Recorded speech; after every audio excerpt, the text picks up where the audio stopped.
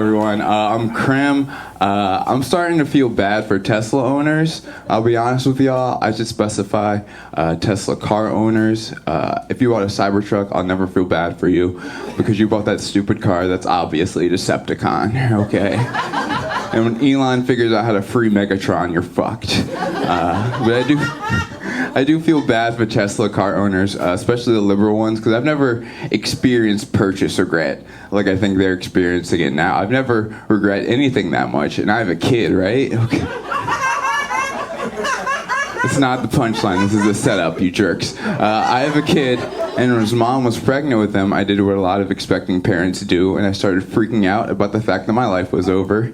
And for me, that looked like deciding the number one thing I needed to do before my child was born was learn to play the guitar, right? I'm better now, don't worry, I've got it together. But at that time, I went out and I bought 2 guitars and purchased like a year-long subscription to an app that teaches you to play the guitar for a grand total of like $500. Yeah, an irresponsible amount of money for someone who was and is on EBT. Especially irresponsible when you consider I bought those guitars 3 years ago and haven't played them in 2 years, 11 months. So... And no matter how much shame it fills me with to see those trophies of my delusion, I've never once considered slapping a sticker on there that said, "Please don't be mean to me. I didn't know I was stupid." Have you guys seen these Tesla stickers? There's like really, a lot of Tesla owners are getting bumper stickers that say, "I bought this before Elon went insane," right? Which is a lie, obviously a lie. You've heard of a white lie, friends, that's the whitest lie, okay? Because unless you bought your Tesla in 1970, the year before that evil man was born, you knew you were buying your car from a supervillain, right? Like, y'all remember when that Thai soccer team got trapped in that cave? If you don't know what I'm talking about, I promise this was a real news story and not the setup to a joke your uncle would tell. But in 2018, this Thai soccer team got trapped in a cave because I guess one of them kicked their ball in there or something. I don't actually remember.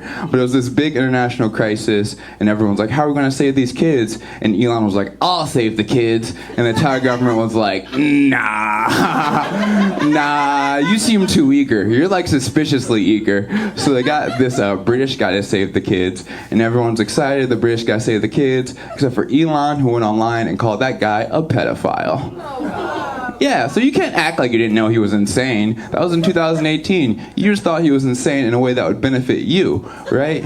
Which is stupid, because insane people don't work for you, they work for the voices, okay?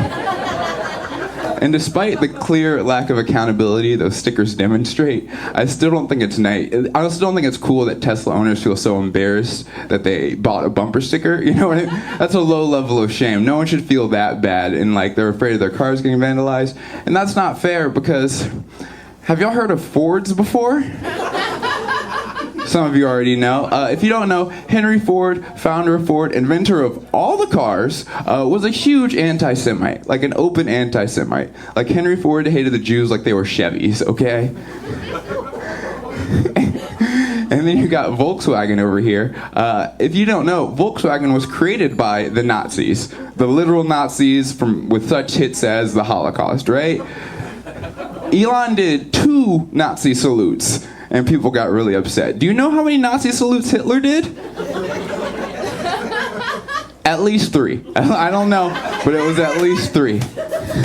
And then people are mad because Elon fired a bunch of like civil servants, and that's bad. But they were using concentration camp labor to build Volkswagens, y'all.